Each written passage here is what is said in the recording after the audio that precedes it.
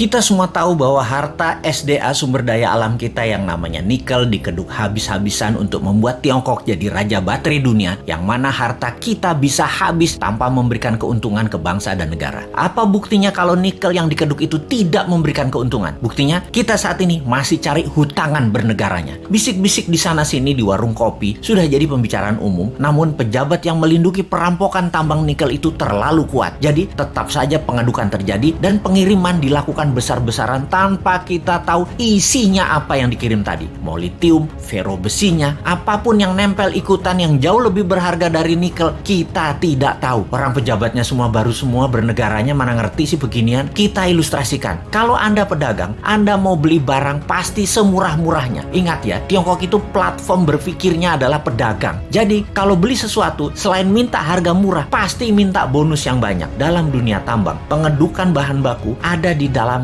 masih all in. Semuanya masih ada. Mulai dari barang berharga, katakanlah nikel, ada juga impuritiesnya atau barang yang tidak pure atau barang yang tidak murni atau barang yang tidak diperlukan seperti tanah dan lain sebagainya masih tercampur. Lalu dibersihkan, macam-macam cara pembersihannya. Ada di leaching, diproses, tujuannya untuk membuang barang yang tidak dibutuhkan. Katakanlah 75% terbuang, tinggallah 25%. Kalau dibawa 100% ke Tiongkok, yang 75% tadi adalah taiknya tambang yang nggak diperlukan. Taiknya mah tinggal di Indonesia aja. Makanya sekali lagi, taiknya dibuang di Indonesia aja. Kalau tadi dari 1 ton produksi tambang nikel ada 2% kandungannya. Setelah diproses tinggal 25%, nikelnya tetap 2%, tapi bukan dari 1 ton, dari 250 kilo. Nah, dalam 250 kilo ini ada fero juga, ada litium juga, ada macam-macam yang dibayar yang paling murah. Yang dibayar apanya? Nikelnya doang. Feronikel, nikel laterit, dan banyak lagi unsur logam dan mineral yang sudah disarikan tidak dibayar oleh Tiongkok. Kita asli bernegara ini bodoh memang. Dan penjajah perampok itu dikasih karpet merah lagi, dilindungi, dan tidak ada yang sadar. Kalau ada yang sadar, maka segerombolan buzzer pecinta cuan anti NKRI mulai memecah belah bangsa dan mencari sisi positif yang kecil dibesar-besarkan dari sisi bosnya, tapi mencari sisi buruk, pengkritisi tanpa solusi, dan diputer-puter beritanya agar rakyat tahu pengkritisi itu dosa. Apa yang terjadi kalau hal ini didiamkan dalam jangka pendek? Bukan dalam jangka panjang ya, pendek ya. Negara kita akan miskin, pejabatnya makin kaya, rakyat nambah lapar. Kita hanya mengingatkan arahnya nantinya. Sebagai contoh sejarah kebodohan penguasa atas kelolaan sumber daya alam, kita mau kasih ilustrasi. Ada 3 negara yang akan kita pakai jadi contoh kali ini, yaitu Nauru, Venezuela, Zimbabwe. Fosfat oil business berliannya Zimbabwe. Nauru di tahun 1980-an, negara dengan 7.000 populasi adalah negara yang sangat kaya, bahkan negara terkaya di dunia. Nauru adalah salah satu negara di selatan Pasifik. Nauru menghasilkan fosfat, bahan baku untuk pupuk. Saking kayanya, semua warganya digratiskan untuk melakukan apapun, sampai keluar negeri dibayarin pemerintah, diongkosi. Dan ada joke di sana, dolar itu hanya toilet papers. Dan ini bukan kiasan, dipakai beneran untuk ngelap pantat beneran. Lalu hasil alamnya ternyata habis 20 tahun kemudian. Dan Nauru saat ini menjadi sangat miskin ya.